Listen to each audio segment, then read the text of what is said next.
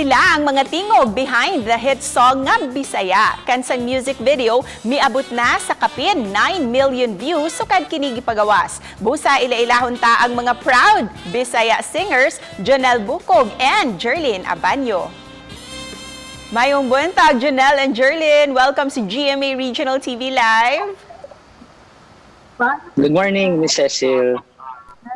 Thank you for having us. Of GMA Regional TV Live. Mayong buntag, kaninyong duha. We're so glad to have you with us this morning. Kumusta naman mong duha? Unsay gipang kabisihan ninyo karon? Let's start with Johnel and then Gerlyn.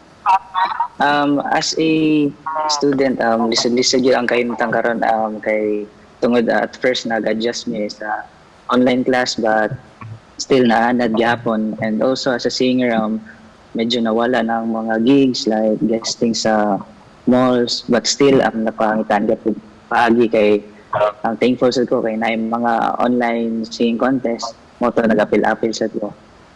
Right now I was doing my new single.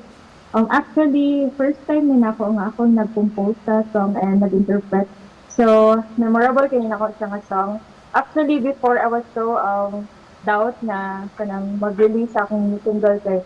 But tungod sa akong mga friends, gi-encourage ko nila, so tungod nila, so naka-create ko. Amazing. Amazing kaayo nga. Bisan man nga namadaan og mga gigs, no? Tungod kay gidili usa kini, but nagpadayon gihapon mo sa inyuhang musika ug pag-share sa inyuhang talento. Busa gusto kaayo ming gusto na mong mahibaw-an kamong duha kay misikat man jud mo tungod sa inyuhang kanta nga Bisaya.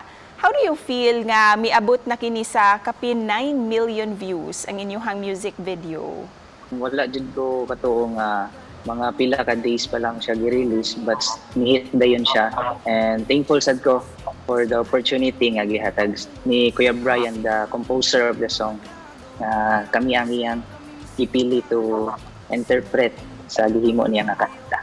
Before na recording, na mga tragedy nga nahitabo sa ako. Like before is padulong ko sa recording and then pag na-accidente ko ato sa na-discuss ako sa motor ato. Yeah, motong time na the recording ko. So mura ka nang like, even though nga nahitabo to na ako nga time, is kanang thankful lagi hapon ko kay it's like the quote failure. Dili nimo maabot ang kana nga success if wala kay nato nga scenario. Ug daghan kayo mi hangop usab sa mensahe sa inyong kanta nga Bisaya. Para kaninyo unsa ang qualities or mga kinaiya natong mga Bisaya nga angay gayud natong ikapa si garbo? For me, ang ato adyong pagka-talentado, which is madungog pa lang sa ubang tao nga makakita sila mga Cebuanos or Bisaya, kaingon sila nga uy kani mga maayo din sila. O gikan sa usa sa mga linya sa inyong kanta, Johnel and Gerlyn, please complete this sentence ha. I'm proud nga Bisaya ko kay. Sa ako, I'm proud nga Bisaya ko kay talentado ko. Proud nga Bisaya ko kay sexy, buutan, gwapa, and Bisaya ko. I'm proud nga Bisaya ko. Tungod kay hit kayo ang inyong Bisaya nga song, pwede ba mo request nga i-duet ninyo karong buntaga ang Bisaya? Bisaya ko, irespeto ko. Na Bisaya ko, I'm proud na Bisaya ko. Butan ko, Bisaya ko. Irespeto ko, I'm proud na Bisaya ko. Thank you. Thank you so much for that song, Johnel and Gerlyn. Ug isip mga original bisdak musicians, unsa ang gusto niyong ibilin para sa tanan, unsa inyong gustong ipaambit nga mensahe para sa tanan natong mga kapuso nga nakatutok karon? Dili lang ikaw ang naay problema, so kitang tanan, so maningkamot ta para makabangon ta tayo.